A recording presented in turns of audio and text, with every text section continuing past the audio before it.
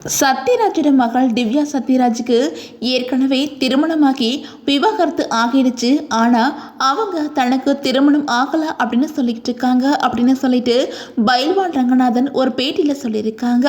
இது சோசியல் மீடியாவில் பெரும் புயலை கிளப்பினதை அடுத்து திவ்யா சத்யராஜ் இதுக்கு சரியான பதிலடி கொடுத்துருக்காங்க.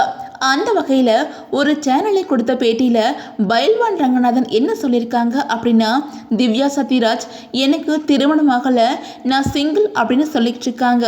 உண்மையிலேயே திவ்யா சத்யராஜுக்கு 18 வருஷத்துக்கு முன்னாடியே திருமணமாகி விவாகரத்தும் ஆகிருச்சு. சத்யராஜ் கோயம்புத்தூரில் ஒரு குறிப்பிட்ட சிலரை மட்டுமே கூப்பிட்டு திவ்யா சத்யராஜுக்கு திருமணத்தை நடத்தி வச்சாங்க. திவ்யா சத்யராஜோட கணவர் வேற யாரும் இல்லை, சத்யராஜோட உடன் பிறந்த சகோதரி கல்பனாவோட மகன் மகேந்திரன் மன்றாடியார் தான். ஆனால் திருமணமான அடுத்த 5 நிமிடத்திலேயே திவ்யா தன்னோட கழுத்தில் இருந்த தாலியை கலட்டி வீசிட்டு போயிட்டாங்க. அதுக்கப்புறம் சத்யராஜ் தன்னோட மகளையும் மருமகனையும் சமாதானப்படுத்தி சேர்த்து வச்சாங்க. 14 வருஷங்கள் 2 பேருமே ஒன்றா வாழ்ந்தாங்க. ஆனால் தினமும் திவ்யா தன்னோட கணவரை அடித்து டார்ச்சர் பண்ணுவாங்க.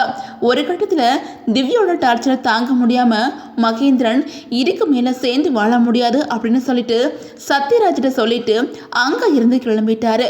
இதுதான் திவ்யா சத்யராஜோட திருமண வாழ்க்கை. இதை நான் இப்போ சொல்ல காரணமே, நான் சத்யராஜிட்ட பணம் வாங்கிட்டேன் அப்படிங்கிற ஒரு பொய்யை திவ்யா சொல்லிட்டாங்க.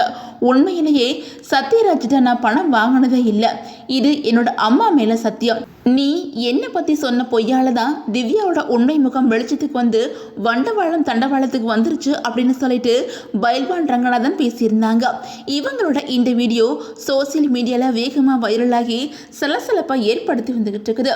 இதுக்கு பதில் கொடுத்துருக்க திவ்யா சத்யராஜ் என்ன சொல்லியிருக்காங்க அப்படின்னா, அன்புள்ள யூடியூபர்களே, உங்களில் சிலர் நான் 2 முறை திருமணம் பண்ணிக்கிட்டேன் அப்படின்னு சொல்லிட்டோம், எனக்கு 3 குழந்தைகள் இருக்கிறாங்க அப்படின்னு சொல்லிட்டோம் யூடியூப்பில் வீடியோக்கள் வெளியிட்டிருக்கீங்க. அதனால் என்னோட 2 திருமணங்களோட ஃபோட்டோஸையும் என்னோட 3 குழந்தைகளோட ஃபோட்டோஸையும் தயவு செஞ்சு வெளியிடுமாறு கேட்டுக்கிறேன். நான் கோபமாகவோ வருத்தமாகவோ இல்லை, இது ரொம்ப வேடிக்கையாகவும் நகைச்சுவையாகவும் இருக்குது. எனக்கு வழங்கின இந்த பொழுதுபோக்கிற்கும் என்னோட சாதாரண தோசையில் நீங்கள் சேர்த்துருக்கிற இந்த கூடுதல் மசாலாவுக்கும் நன்றி தெரிவிக்க விரும்புகிறேன் அப்படின்னு சொல்லி பதிவிட்டு, இந்த அடி போதுமா, இன்னும் கொஞ்சம் வேணுமா அப்படின்னு கேட்டிருக்கிறாங்க. இப்போது இவங்களோட இந்த போஸ்ட்டு சோசியல் மீடியாவில் வைரல் ஆகி வந்துக்கிட்டு இருக்குது.